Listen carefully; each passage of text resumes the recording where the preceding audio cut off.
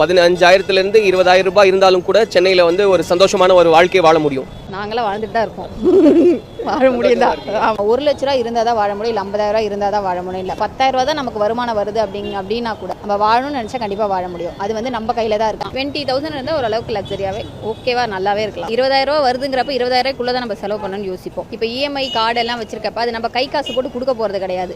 Credit கார்டுங்கிறப்ப அது நீங்கள் card swipe பண்ண போகிறீங்க, அதுக்கப்புறம் இந்த லிமிட்டட் நீங்கள் அது தேய்ச்சது ஞாபகம் இருந்து கட்டினா உண்டு. அந்த 3 மாதத்தில் நீங்கள் மறந்துட்டீங்கன்னா அது உங்களுக்கு அப்படியே தான் வரும், சேர்த்துக்கிட்டே தான் போகும். ஸோ நம்ம கையில இருந்து கொடுக்குறப்ப நம்மளுமே யோசிப்போம், நம்ம கிட்ட 1000 ரூபா இருக்குன்னா 1000 ரூபாய்க்குள்ள தான் செலவு பண்ணோங்கிறது நமக்குமே தோணும். காசு வந்து அதிகமாக இருந்தால் தான் இவ்வளோ செலவு பண்ண முடியல. 1000 ரூபா தான் இருக்குங்கிறப்ப 1000 ரூபாய்க்குள்ள செலவு பண்ணுறப்ப அந்த 1000 ரூபாய்க்குள்ள செலவு பண்ணி நம்மளும் நல்லா லைஃபை நல்லா தான் லீட் பண்ணுவோம். 1,00,000 ரூபாய் நான் வாங்கினாலும் பத்துறது இல்லை அப்படின்னு சொல்கிறாங்கன்னா அது எப்படி இருக்கும் உங்களுக்கு கேட்கறதுக்கு?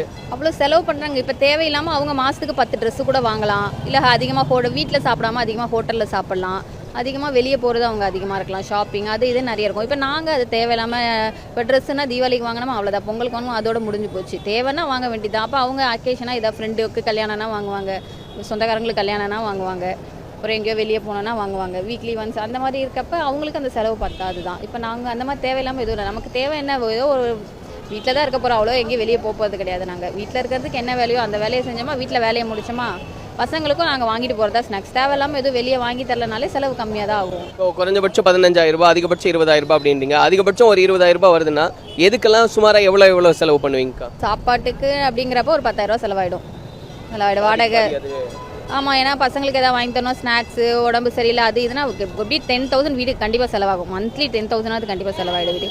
அதை தாண்டி மீதி வந்து ரெண்ட் வந்துடும் உங்களுக்கு 5,000. மீதி வந்து கொஞ்சம் எப்படி எடுத்தோம், ஏன்னா பசங்க மெட்ரிகுலேஷன் படிக்க ஃபீஸ் வந்துடும், எங்களுக்கு பசங்களுக்கு வாங்கி தரது அது எல்லாம் வந்துடும். அதுக்கு எப்படி பார்த்தாலும் நம்ம மாதம் ஒரு எடுத்து வைக்கணும். அது இல்லாமல் இதுலேருந்து ஒரு எப்படி ஒரு 1000 ரூபாவது மிச்சம் பண்ணி தான் வைக்கணும். ஏன்னா ஏதாவது நம்ம சொந்தக்காரங்க ஃபங்க்ஷன்னா ஏதாவது செலவு இருக்கும், நம்ம போக வர அதை எடுத்து வச்சு தான் ஆகணும். 15,000 இல்லை 20,000 நீங்கள் சொல்கிறீங்க இல்லையா, இதில் என்னெல்லாம் நீங்கள் வீட்டு வாடகை இது எல்லாம் என்னெல்லாம் செலவுக்கு சரியாக இருக்கும்க்கா? வீட்டு வாடகை கொடுப்போம், வீட்டுக்கு அதான் சாப்பாடு, மற்றபடி எல்லாம் வீக்லி ஒன்ஸ் ஏதாவது நான்வெஜ் ஏதாவது ஒன்று செய்வோம். அப்புறம் அதாவது பசங்க 2 பேர் இருப்பாங்க, பசங்களுக்கு ஏதாவது வாங்கி தரணும், ஸ்நாக்ஸு எல்லாமே இதில் தான் அடங்கும். மற்றபடி உடம்பு சரியில்லைனா எல்லாமே இதில் தான் பார்த்துக்கணும். வீட்டுக்கு உடம்பு சரியில்லை, இல்லை நம்ம வெளியே ஏதாவது நமக்கு சொந்தக்காரங்களுக்கு ஃபங்க்ஷன் அப்படின்னா அட்டன் பண்ணுறது எல்லாமே இந்த 20,000 அந்த 20,000 தான் பார்த்துக்கணும்.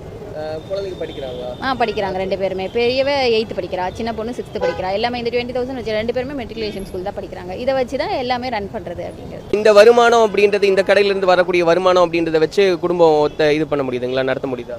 இதை வச்சு தான் நடத்துகிறோம், வேறு வழி இல்லைல்ல. இதுதான் வருமானங்கிறப்ப இதை வச்சு தானே குடும்பத்தை நடத்தியாகணும். இதுதான் இதை வச்சு தான் இப்போ குடும்பம் ரன் பண்ணுறது, இதை வச்சு தான். சுமார் இப்போ நீங்கள் ஒரு இப்போ மாதம் அப்படின்றது, மாத செலவு அப்படின்றது எவ்வளோ வருங்க? 15,000 to 20,000 வச்சுக்கலாம்.